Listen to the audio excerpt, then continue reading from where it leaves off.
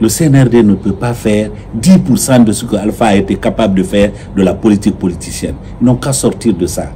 Je dis au général, mettez fin à cette récréation. Si c'est messieurs et dames que vous voulez envoyer à l'intérieur, en immersion, c'est pour réellement toucher du doigt les problèmes auxquels les Guinéens sont confrontés, moi je soutiens. Mais si c'est pour aller vous promouvoir, ils se sont trompés. Parce que ça ne va pas changer quoi que ce soit. Le gouvernement guinéen va entamer une nouvelle fois une immersion à l'intérieur du pays. Quelle est votre analyse de cette initiative? À chaque fois que la bureaucratie de Conakry change de cadre pour aller à la rencontre des Guinéens à la base, même si ce n'est pas avec une bonne intention, j'apprécie. Parce que la Guinée est mal gérée. On a fait de la Guinée Conakry. Lorsque vous sortez de Conakry, pour l'administration publique guinéenne, vous n'existez plus. Or, les Guinéens vivent les vrais problèmes. S'ils vont dans les villages, à l'occasion de cette immersion, pour voir des écoles délabrées, des centres de santé délabrés, des postes de santé délabrés, des routes qui sont impraticables, peut-être que ça va les amener à arrêter le gâchis qu'ils sont en train de faire. Celui de déplacer l'administration centrale à Kankan pour faire une photo. Cet argent qu'ils sont en train de dilapider aurait pu servir à quelque chose de plus important. Moi, je suis toujours sur les routes en Guinée. Je connais les problèmes de nos compatriotes. Il y a beaucoup de sous-préfectures que je n'ai été capable de visiter qu'à moto. Malheureusement, cette immersion-là, ils n'iront pas dans ces sous-préfectures-là parce qu'ils ne prendront pas la moto. Ils voudront rester dans les voitures climatisées pour aller séduire les Guinéens. J'invite les Guinéens à les attendre avec de bonnes questions. Les bonnes questions. Pourquoi tant de milliards dépensés pour une photo dans les rues de Kankan, alors qu'il n'y a personne à Kankan qui est opposé l'un à l'autre? Pourquoi une marche de l'unité et de la paix qui nous coûte si cher dans les rues de Kankan? C'est un peu ce à quoi je pense de cette immersion-là. Cette immersion quand même intervient dans un contexte particulier parce que certes, il y a eu par le passé une immersion que le gouvernement avait effectuée, notamment à Djerekouré, Kindia et d'autres villes. Mais là, nous sommes aussi dans une période où plus en plus on parle de candidature de Mamadi Doumbouya. Vous avez souligné cette mobilisation à Kankan et là ils vont aller à Djerekouré, puis voilà, Kankan, puis Farana également. Je vais vous dire, les Guinéens ont déjà compris que cela ne peut pas nous apporter le bonheur. Si c'est simplement l'objectif d'aller séduire les Guinéens, si c'est pas... Parce qu'ils ont fait effectivement une première immersion, je crois que à l'issue de laquelle le Premier ministre d'alors, je l'ai suivi, il a dit, en fait, la Guinée n'existe pas dans l'arrière-pays. Malheureusement, il n'y a rien qui a été fait pour améliorer cela. Parce que les sous-préfectures que j'ai visitées à moto, ça c'est en 2023. Cette immersion-là a eu lieu en 2022. Ce que je dis simplement, c'est que les Guinéens vers qui on est en train d'aller n'ont qu'à les attendre avec de bonnes questions. On a aujourd'hui nos écoles qui n'ont pas d'enseignants. Il y en a beaucoup. On a des postes de santé, des centres de santé qui sont animés par une majorité écrasante de stagiaires. En fait, le problème qu'on a dans l'éducation avec les contractuels, c'est ce qu'on trouve dans le domaine de la santé avec les stagiaires. En fait, à la santé, on est stagiaire parfois pendant 15 ans. Il y a des stagiaires qui ont fait le stage dans les centres de santé pendant 15 ans, 17 ans. Si cette immersion-là, c'est effectivement pour comprendre les problèmes auxquels le peuple de Guinée est confronté, c'est une bonne chose que nous apprécions. Malheureusement, c'est simplement pour promouvoir une candidature qui ne peut pas être. Nous disons, et qu'on continue encore à le dire, au général Mamadi Doumbouya. Il est un soldat, je l'apprécie beaucoup en tant que soldat. Sincèrement. J'ai eu toute la fierté quand je l'ai vu pour la première fois faire le défilé. C'était au stade du 28 septembre. Cette image-là, je continue à la voir. Il est venu, il a parlé en tant que soldat. Je sais qu'il ne sera pas candidat. Parce que s'il l'est, c'est le premier faux pas qui risque de le suivre jusqu'à la fin. Parce que personne ne va plus le croire. Dès lors qu'il a dit, et il a répété, il ne sera pas candidat. Aucun membre du CNRD ne sera candidat. S'il change. Parce que simplement, on est en train de faire de alpha sans alpha. J'ai dit au CNRD, vous ne pouvez pas faire autant la politique politicienne que Alpha Condé. Alpha Condé nous a dit ici que pour changer la constitution, pour avoir le 3e mandat, il avait nié que c'était pour le 3e mandat. Il avait dit que c'était pour améliorer les conditions des femmes. C'était pour protéger l'environnement. La vérité, elle finit toujours par sortir. C'est comme une femme enceinte. Ça ne se cache pas éternellement. Un jour, le ventre sera gros. Donc, ils n'ont qu'à sortir de ce petit jeu.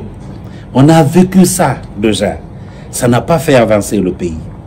Les problèmes réels sont là. Alpha a dilapidé beaucoup de fonds. Beaucoup de fonds. Pour ces mamayas-là.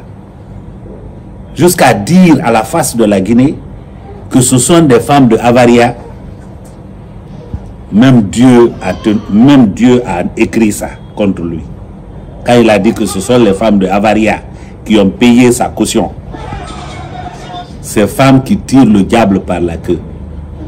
Le CNRD ne peut pas faire 10% de ce que Alpha a été capable de faire de la politique politicienne. Ils n'ont qu'à sortir de ça. Je dis au général, mettez fin à cette récréation. Si c'est messieurs et dames que vous voulez envoyer à l'intérieur, en immersion, c'est pour réellement toucher du doigt les problèmes auxquels les Guinéens sont confrontés, moi je soutiens. Mais si c'est pour aller vous promouvoir, ils se sont trompés. Parce que ça ne va pas changer quoi que ce soit. Nous irons. Un seul discours à l'intérieur du pays, les Guinéens savent que quand on dit quelque chose, on n'est pas en politique parce qu'on cherche des opportunités, non. Sinon, combien de fois on aurait déjà été plusieurs fois ministre dans ce pays? Ce n'est pas ce qui nous intéresse. Ce qui nous intéresse, c'est que cette Guinée-là sorte de la pauvreté, sorte du mensonge. Et c'est le combat que nous sommes en train de mener. Et les Guinéens, de plus en plus, ils savent que je ne suis pas en politique pour des choses opportunistes. Non. Ils n'ont qu'à aller. S'ils mentent là-bas, la vérité vient après. Donc, on va les suivre. Donc, vous étiez quand même un soutien du CNRD, très engagé à leur côté. Certains pensent que vous savez, vous n'avez pas une récompense auprès du gouvernement que vous avez changé de discours. Non, je n'attendais pas une récompense. Mais non, pas du tout. Ceux qui le pensent, c'est qu'ils ne connaissent pas Faya. Alpha Condé, je n'ai pas voté pour lui. Je n'ai pas voté pour Alpha Condé. En 2010, j'étais le porte-parole de son adversaire. Mais vous avez tous été témoins du nombre de fois qu'il m'a tendu la main pour que je sois au gouvernement. Avec ceux-là, c'est-à-dire le CNRD, quand ils sont arrivés, très honnêtement, à travers le discours que le président Mamadi a mis de l'avant, les actes que j'ai vus poser, J'ai dit, ceux-là, il faut les prendre au sérieux. Il faut donner la chance à ceux-là d'assainir cette maison. Mais au fur et à mesure qu'on avançait, on a compris que c'était un autre gros jeu de tromperie qu'on était en train de mettre en place. Le jour qu'on a commencé à dire au général Mamadi Doumbouya que sans vous, la Guinée va tomber dans les mains des mécréants, c'est ce jour qu'il a commencé à nous abandonner, nous qui soutenions le CNRD. Et depuis, personne ne comprend plus rien. L'agenda qu'on avait tant fait la promotion, le recensement général de la population et de l'habitat, il est à se poser la question où on en est aujourd'hui. Le recensement administratif à vocation d'état civil, où on en est aujourd'hui. Une nouvelle constitution qui nous ressemble pour nous rassembler, où on en est aujourd'hui. Vous comprenez? La lutte contre, n'est-ce pas, la gabegie financière. Aujourd'hui, il n'y a pas une semaine sans qu'un scandale n'écrabousse, n'est-ce pas, l'administration du CNRD. Avant, au temps d'Alpha Condé ou peut-être au temps de Lansana Conté, les plus gros montants qu'on entendait, c'était 200 milliards. Mais maintenant, c'est 1000 milliards. Quand une personne a détourné 1000 milliards, ce n'est pas une opération qu'il a faite c'est pas une opération qu'il a faite, c'est pas en 2 opérations, c'est pas en 3 opérations, c'est en plusieurs opérations. Et qui ont impliqué plusieurs personnes. On nous a dit que 4 tonnes de notre or a été pris ici pour Dubaï. Ça s'est volatilisé. Après, on a trouvé moyen de régler à l'amiable. Est-ce qu'on peut maintenant espérer sur eux de moraliser la vie publique? Non, pas du tout. Pas du tout. D'ailleurs, là où je prête beaucoup attention, parce que la justice, la grève qu'on a mise en place, continue encore à s'acharner sur ceux-là qui ont été ministres il y a déjà 30 ans. Il y a déjà 35 ans. Il y en a, ils seraient déjà morts d'ailleurs. C'est Dieu qui a fait qu'ils soient encore à vie. On est en train de les poursuivre. On embête ceux-là d'ailleurs plus que les gens qui ont été nommés par le CNRD qui sont en train de détourner. Dans quelques jours ou dans quelques semaines, je ferai une communication pour faire le parallèle entre les condamnations, entre guillemets, de ceux poursuivis par la greffe qui ont servi les administrations passées et les condamnations des nouveaux riches. C'est quoi le parallèle? Non, le parallèle, c'est pour démontrer que le CNRD a échoué dans sa mission. Vous venez pour moraliser la vie publique. On détourne l'argent sous votre majesture, plus qu'on en a détourné par le passé, c'est un échec. C'est clairement un échec. La douane, les impôts, la banque centrale. Et aujourd'hui, un audit général devrait nous permettre de savoir l'immensité du mal. Et c'est d'ailleurs à cela que j'appelle le général Mamadi Doumbouya d'ordonner un audit général de son administration. S'il vous nommez pour le faire, est-ce que vous accepteriez d'être Premier ministre afin de faire ça? Pardon? Si il vous choisissait pour devenir son Premier ministre. Il y a des Guinéens qui peuvent le faire. Je ne suis pas dans la politique pour faire ma promotion. Non, non, non. Je ne suis pas en politique pour faire ma promotion. Par contre, s'il s'agit de contribuer pour que la vérité triomphe en Guinée, le droit triomphe en Guinée, je serai un de vos compagnons.